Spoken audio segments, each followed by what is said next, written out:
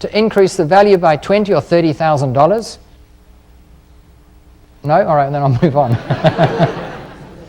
Look, all you do is you pour the concrete in the middle of your rambling front yard somewhere, and you get a paintbrush out and you paint a white H on it with a circle around it.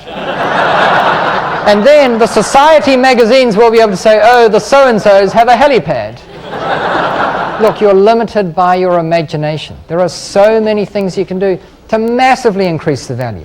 My favorite example is the carport.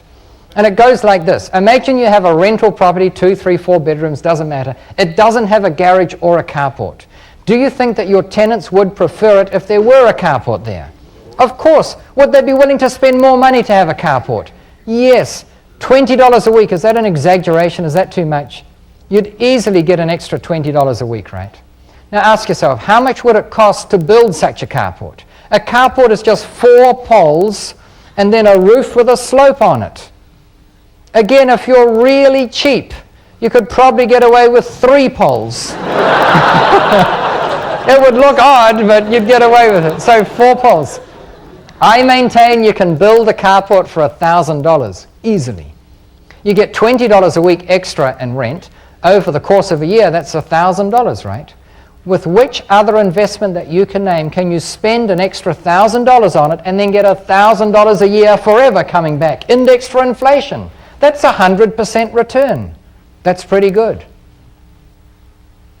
As they say in the infomercials, but wait, it gets better.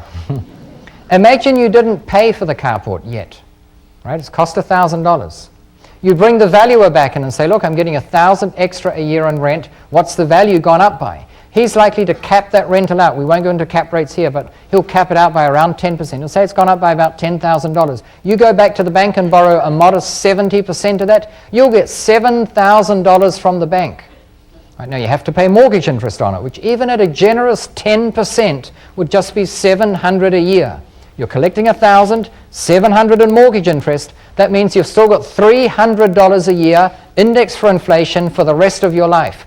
You use $1,000 of that $7,000 to pay for the carport. It's paid for, correct? That leaves $6,000 in your pocket. Now ask yourself, is that $6,000 income? It's not, is it? So there's no income tax owing on it. Is it a capital gain? No, no capital gains tax. Is it the sale of something? No sales tax. Ladies and gentlemen, there are no tax obligations on that lump of money that you've just put in your pocket. And if you think, well, who would do it for a mere $6,000? What if you had 20 homes like that and you put up 20 carports? Would $120,000 cash with no tax obligations legally, would that appeal? At what point would you say, yeah, I think I could do this? You see, you are limited by your imagination. And the difference is, and I want to come back to this first statement I put up here, where some of you saw it and thought, you didn't even think of figuring out a different way. When other people go looking at real estate here in Sydney and they see a house without a garage or a carport, they say, God, who'd want that? It'd be hard to find a tenant for. And they move on. And I get driven by real estate agents, doesn't have a garage or a carport. I have difficulty containing my excitement. I can see $6,000 on the footpath, waiting for me to say, hey, stop here, just to pick it up. The thing about this whole game is it's simple. It is so incredibly simple. It just defies reasoning as to why more people don't do it. Part of my mission is to share my views on why it's so easy so that you can do it. I know one of the reasons why people get put off is firstly the media. The media tends to be against real estate, and the financial planning industry is against it. That's why you'll get funny reports, often from financial planners or consultants or people in other industries who will say things, well, hang on a minute, in Australia, property only went up by 6% last year on average, whereas the shares went up by 7%. Why would you be bothered with property for a lower return and all the management hassles when you can get a higher return from shares? Is that a pretty good argument on the surface? Pretty compelling, isn't it? But you now know some of the anomalies with this argument. In fact, it's patently ridiculous. Because as we've said, when you buy shares, you put up all the money. When you buy real estate, you only put up a small fraction of it. So you've got leverage. So let's explore that. I want to talk about the yield that you get on most cash investments. So yield, by definition, it equals the return that you get, or the money coming out, divided by the investment. So let's put some numbers to it. Let's say we have the same $100,000 cash and we want to put that in the bank. So our investment is $100,000. And the income we're earning from it is $6,000 per annum. Very reasonable, right? You get a return on it at $6,000 per annum. The investment's $100,000. What's your yield? What's the percentage return? 6%, right? It's not rocket science. I know for the purists amongst you, it will change a bit depending on whether you're paid weekly or monthly or quarterly or annually, and whether the interest is paid in arrears or in advance. But in general, the return will be around 6%, and that 6% is an accurate reflection of how your investment is working. Now, when we compare that with real estate, it's a bit tricky, because the yield on a piece of real estate, by definition, equals the rental income divided by the purchase price. Nothing wrong with that. The rental income divided by the purchase price. So let's talk in terms of a property that we bought for $100,000, and our rental income is $6,000. Again, what is the yield on this property? 6%, right? Do you all agree with that? 6%. It's simple. That is the yield by definition. However, it is no longer an accurate reflection of how this investment is working, for the simple reason that the purchase price may have been $100,000, but have you necessarily put in $100,000? The answer is no. You might have only put up 10% as a deposit and the rest was borrowed. So if you in fact put up $10,000 and you've still got $6,000 coming out, then you've got $6,000 over $10,000, which is 60%. Big difference, right? But hang on a minute. We now have a mortgage of $90,000 and we're paying interest on that. Say at 5%, $90,000 would be $4,500. So our returns are now only $1,500 divided by the $10,000, which is 15%. Still a lot better than the share market at 7%, but it's different from what we started off with. In addition to the mortgage interest, we've got maintenance issues, rates, insurance, pest control, letting fees, management fees, all those other expenses that degrade your income and will give you a worse yield. On the other hand, there is also one aspect to real estate that you get which increases your income. Does anyone know what it is? Depreciation. It's often called a phantom income. You can legally depreciate the property even if it goes up in value for taxation purposes. The effect of that is effectively that the government gives you some money. They're encouraging you to invest in real estate. We'll explore that a bit later on. What I'm getting at is that whereas it's very easy to work out the yield on a cash investment, it is very difficult to work out the true return on a piece of real estate. That's why working it out on a piece of paper is not very wise. And what we do is we revert to a computer analysis. And I want to go through that with you here. We have a program called REAP, Real Estate Acquisition Program, where you can put in all those pertinent details of the property and then figure out whether or not it's a good deal. One of my golden rules is I think you should look at 100 pieces of real estate in order to find 10 that you might want to put offers in order that you might get 3 offers accepted that you then have to finance so that you can buy one. It is a numbers game. All right? And how are you going to look at 100 pieces of real estate if you don't have an efficient way of analyzing them? So what I'd like to do is go to the screen here and show you how we can easily enter this data. Firstly, when we start the program, we've got 3 big icons up on the screen. The first one here is a map of the world where we set up the locations and the parameters for that location. So you can do this in various countries, the USA, Australia pops up here, for instance. This is where we put in things like the tax scales that are in use. All right, so once you've set up your country, you then go to the screen where we input data on a property. Now here we get to a very interesting point, because I can give you examples of properties I've bought, and you're going to yawn and say, yeah, no wonder. I bet all the agents around town give them their best deals, even if it's just so that they can say, hey, we sold a property to Dolf. Well, it doesn't work that way. But my deals are pretty good. If I analyze one of mine, you're likely to say, no wonder, that's a Daruss deal. So is there anyone here who has just bought a property, or perhaps more interestingly, you're about to close on one or settle on one, and you want to know whether it's a good deal? And before you volunteer, I've got to tell you. We once did this for a large real estate firm, and their second in command said, yeah, I've just bought one. And we analyzed it, and it turned out to be a dog. So you've got to be willing to fail in this one. Is there anyone who's just bought a property and you know all the numbers on it? You know the rates and the insurance and all that sort of thing? You're not so sure? You do, sir? Okay. What's your first name? Tom. Tom. Thanks, Tom, for volunteering for this. Okay, so the first thing I'm going to do is I'm going to load a new property, and we're going to call it Tom's Pad. And here we go. We set everything to 0. The first thing we have to do is set it up for Australia. I presume it is in Australia, Tom. We won't put the address details in. Have you bought it already, or are you about to buy it? It's happened today. How exciting. All right. Well, here we go. First question is... Well, it is. He can't go back now. You know, it is what it is. So, Tom, do you mind sharing, what did you pay for it? 99. 99,000. Have you had a valuer in to value it? Yes, I have. And what did he say? 132.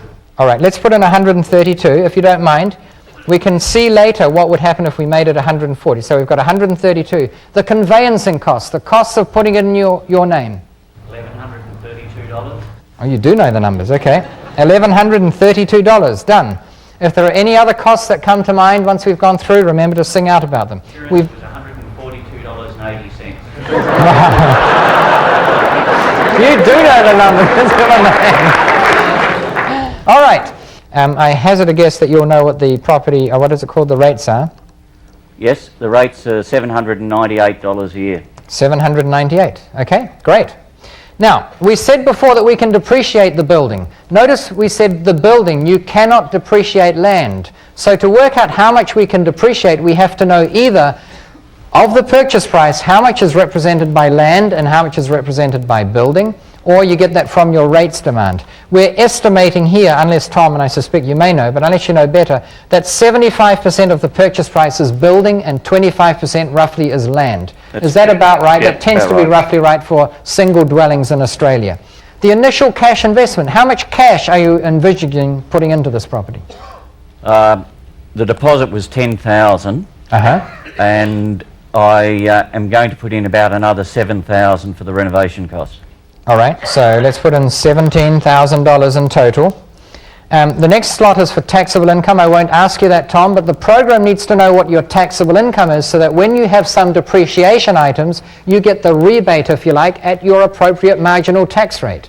So if you put in your exact income there, the software will deduct every depreciable dollar at the appropriate rate. Let's just put in a figure, say, of 60,000, just a sort of median number in Australia. And when you do it for yourself, you can tweak that, of course. Now, we said there'll be no managers, so there are no management fees. Is it? I've got a real estate manager. They charge 8%. All right, so we can put in the percentage here, 8%. All right, we're nearly there. We now come to the loan. The loan has to be for all the costs, less, your deposit, obviously. What sort of a loan did you get on it, Tom? Interest only. For how many years? 5 years initially. All right, and the interest rate? 5.73. Is that reasonable, folks? Yep, it is, isn't it? And then any costs associated with getting the loan? Yes, there were. How much was that? $1,300. Wow.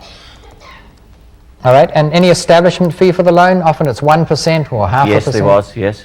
How much was it, do you know? About 1.5%. Wow, that's a lot too. Okay, 1.5%, there it is. Mortgage insurance? Yes, that was about $1,300. Whoa.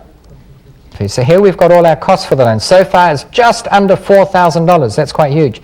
And this is where we said renovations. We had $7,000 worth of renovations, right? So now the final thing we need is the rent per week. $300. $300. Is that real? Yeah, it's got a 2-bedroom flat at the back of the house. So it's a home plus income. Yep. Very smart. Who would have thought that for $99,000 you could buy 2 sources of income? Do these deals exist? Of course they do. Tom's just shown you how to do one. Okay, we're now in a position where we can start looking at all our assumptions. And to do that, we go to our reports. Tom's putting in $17,000. In the first year, he pulls out $7,100, then $5,100, $5,300, $54, and $56. And at the end of 5 years, his equity has gone to $80,000. To do that, a bank would have to offer you over 5 years 82% return on your money. And this is not a fudge factor, folks. This is real. This is the way it is in reality. This is why real estate is so good. Now, I know that's a lot of numbers, so let's look at the graphs. And here we go. The first graph goes like this. Who pays the interest bill? And we can see that in this case, the tenant pays 100% of it. He pays all of it. That's a pretty good deal, isn't it? You're not contributing to that interest at all. We go down to the next one. Property cash flows. Let's have a look at that. $17,000 going in. Look at this. Both pre and after tax, yellow and blue, we're into huge positive cash flow.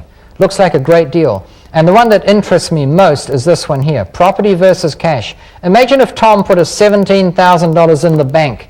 How much could he earn on it? Come on, some of you must have money in the bank. 4.5. So would you agree that 6% is generous? All right, let's put in 6%. We're going to compare Tom's $17,000 in the bank growing at 6% versus the same $17,000 in this property growing at only 5%. Are you ready? Here we go. Here is $17,000 in the bank growing at a whopping 6% versus $17,000 in Tom's property growing at only 5%. By the way, this graph, better than any words I can use, describes why I am in real estate. That sums it up. If you don't understand anything I'm saying, just remember that graph. How is it possible that something growing at 6% has almost negligible growth, whereas something else growing at only 5% can beat the pants off it? Why is that? Leverage. That's right. It's because the 6% growth is on the 17,000 cash input. The 5% growth on the real estate is not on the $17,000 cash components. It's not even on the $99,000 purchase price component. It's on the $130,000 market value component. It's 5% of $132,000 in the first year alone. Now, before we go any further, ask yourself this question. Can you think of any other investment scenario where you can earn income, pay all your expenses, and then you end up with your net pre-tax income? You pay tax on it, and you end up with more than you did before you paid tax. Do you see what I'm saying? With any other business, if you earn $5,000 after all your expenses, you expect to pay tax on it, right? Well, here you've got a way where you earn income and you don't pay tax, you get money back. We're earning more after tax than we had before tax. The internal rate of return is still infinite. I now want to do one thing which I find very amusing. Let's compare putting no money in Tom's property versus putting no money in the bank at 6%. In fact, well, because it's so inequitable, let me make it 8% interest. So here we have no money in the bank at 8% interest versus no money in Tom's property growing at only 5%. I think Tom deserves a round of applause. Thank you, Tom.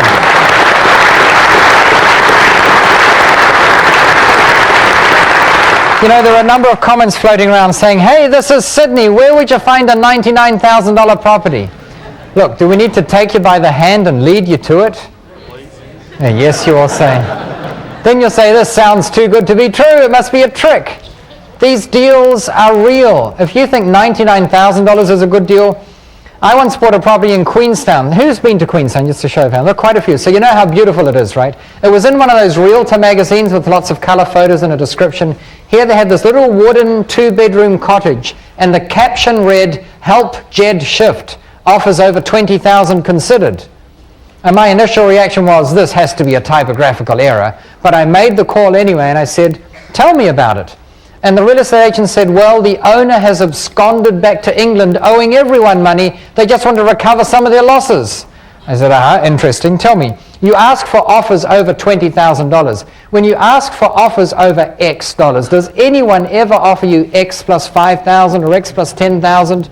And she thought about it and she said, actually, no. I said, well, in that case, I'll make an offer of $20,000. Now, I did something which I want you to think very carefully about. What I did is I wrote out a check and stapled it to the contract. All right, now, does this change the legality of the offer I was making? Not at all, right? It doesn't change it because if they accepted my offer and I hadn't written that check, would they have had to come to me and say, we need the deposit? Would I have had to pay that deposit? You bet. Conversely, if they don't accept my offer, can they bank the check? No. So it doesn't change the legality of it at all. However, by having a check stapled to the contract, it makes it a very seductive document. No, it does. They think, if we countersign, we can bank that check. It makes it very real. It lets them see that you are serious. So, always staple a check to the contract. I did this. Well, they sent it off to the bank. The bank was in a mortgagee position. They'd taken over. And they wrote me a letter. I don't know if they recognized me as the property investor, but they said, Dolf, surely you realize that this property is worth a lot more than $20,000. Why don't you come back with a decent offer? And I thought about that for a moment, and I wrote them a letter. And I said, well, you say it's worth more than $20,000, but who are you to say so? You're a bank. You're not property investors. You fund other people. In fact, if you really understood it, you'd probably invest. But anyway, I didn't add that bit. I said a real estate agent may be induced to suggest a high price to get a listing or a low price to make a sale. A valuer might suggest a slightly higher price to appease a seller or a slightly lower price to appease a buyer. There is only one price at which everyone can agree on that property is worth that amount. And that is the one price at which a willing buyer and a willing seller meet. And if you think it's worth a lot more than $20,000, I suggest you find a buyer who agrees with you and sell it to them. In the meantime, to show you that I'm still a serious candidate, I will raise my offer to $22,000. Oh, do you think they accepted it? No way. They wrote back and said, that's ridiculous. However, if you raise the offer to $22,500, it's yours. So what do you think they were doing by getting an extra $500? It's called saving face. They didn't want me to be able to say, well, I got that property for what I was willing to offer. They wanted to be able to say forevermore, DeRoos tried to get that property at his price, but we forced him to come up to our price. Was it a problem for me? No. $22,000 and a half. I bought it sight unseen. I phoned my tradesman that I use down in Queenstown. I said, hey, I've just bought this property. Check it out, will you? So he phoned back later on that day and said, well, I've had a look. It's not bad. The front door's shot. You'll have to replace that. And the shower cubicle, it's all of that sort of hardwood. It's all rotted away. You'll have to replace it. You should put a fiberglass shower cubicle in there. I said, all right, see to it. Well, as proof that he had integrity, he could have taken me for a ride. Instead, he phoned back 5 minutes later. He said, have you seen what's in the basement? I said, I didn't even know it had a basement. He said, there's a brand new front door there and a fiberglass shower cubicle. Amazing. About 3 weeks later, I went down to Queenstown. I was seeing my property manager down there. I said, hey, let's check out this new place. So he was showing me through it, and I said, you never told me you had a tenant in it already. He said, I don't. He said, well, to whom does all the stuff belong? He said, what stuff? I said, come on, the crockery, the cutlery, the microwave oven, the kitchen chairs, the table, the linen, the closets, the beds, the mattresses, everything. He said, oh, that all came with the house.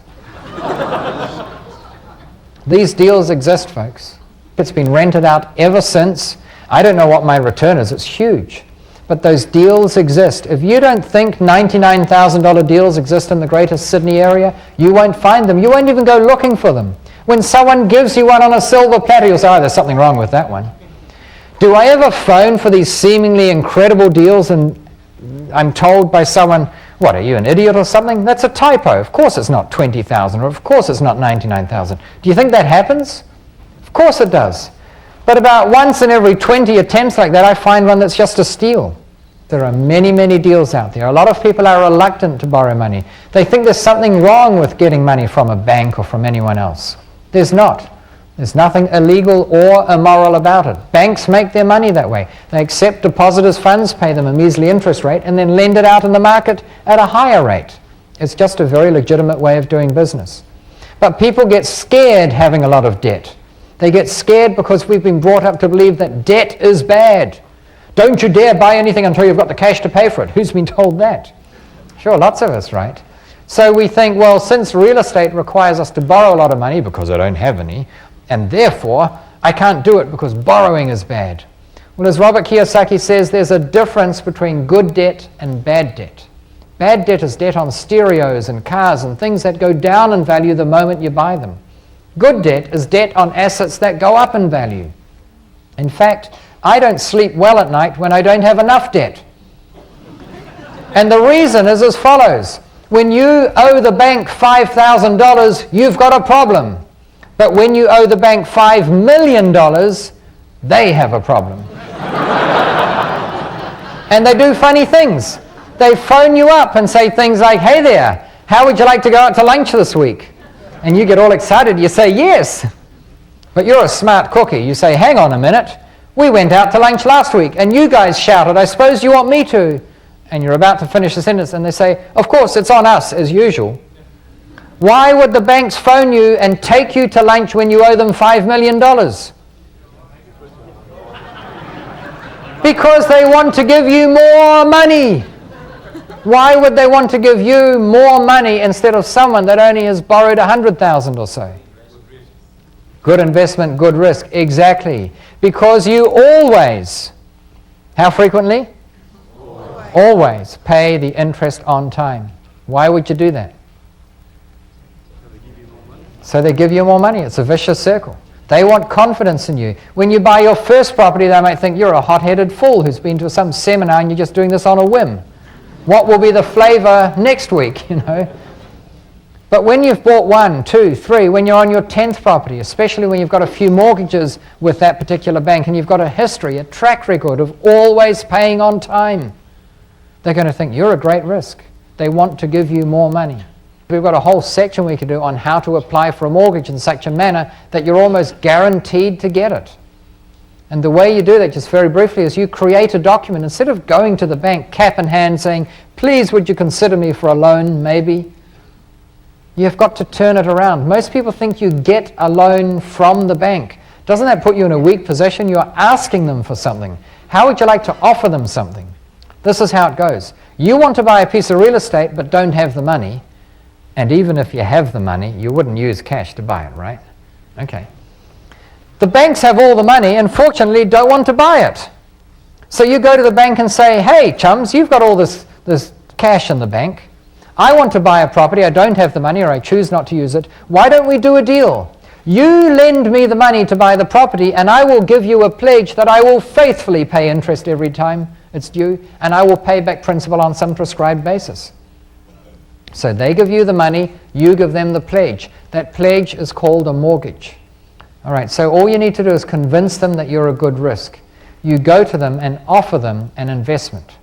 And in this proposal for finance that I can talk about in more detail when we have more time, the first sentence is, a mortgage of however much, $99,000, is offered on a property situated at, well, Tom didn't tell us where, but anyway, wherever it's situated. Did you hear what I just said? A mortgage is offered of so many dollars. We're offering the bank a mortgage. All we ask in return is the money.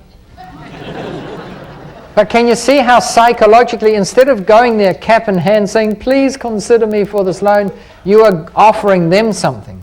In fact, if you're really smart, what you'll do is you'll create 20 or 30 copies of this document and you'll hawk it around all the banks. And you don't need to be surreptitious about it and say, oh, here's your copy and pretend you haven't got any others. I'm bold and upfront about it. Say, well, you've got copy number 13. I've already been to these banks. It's first up, best dressed, or whoever offers me the best terms, they're the ones I'll go with. And suddenly you'll find that the banks are vying for your business. In fact, banks want to lend you money. If you don't write anything else down tonight, I suggest you write that down. Banks want to lend you money. And then the follow-up sentence is, let them give it to you. Now, always at the end, there are always people who whinge and say, yes, but I don't have any cash, so I can't do it, because banks will only lend me 80% or 90%. Well, there's nothing to stop you traveling around. I remember in the 70s in the Netherlands, banks were offering 125% mortgages. They were offering you more than the purchase price. Was that legal? Of course it was. Everything with real estate, just about everything is legal. Why were they offering more money? They wanted to give you more money. Firstly, the banks were awash with money. They wanted to give you more money so that you could renovate it and, do up the kitchen or the bathroom or perhaps build an extra bedroom. The value of the property would have gone up because of those renovations, so the bank still has collateral to cover themselves. They just wanted to give you money. Well, in the States at the moment, you can get 120% finance. Not on every deal, but on many deals. So one thing I'll encourage you to do later on is look further afield than your own backyard. In fact, I would say this to you. If you guys have all of your investment eggs in one basket, the Australian basket, then maybe you should rethink that. The Australian market is but a small percentage of the total worldwide market. Do you want to have all your risk in one country? And it's not being seditious or trying to get you to be traitors to your own country. For heaven's sake, I encourage Americans to invest down here. There's probably more money coming in here than would ever go out. I would strongly encourage you to look at all your financing options. So one of the whinging questions I get is, where I come from, you won't get a 70 or 80% mortgage. Look around, shop around. And if they don't give it to you, does that stop you from buying it for zero down? Of course not, folks. How else could you buy real estate without putting any cash in yourself? Do you think it's possible?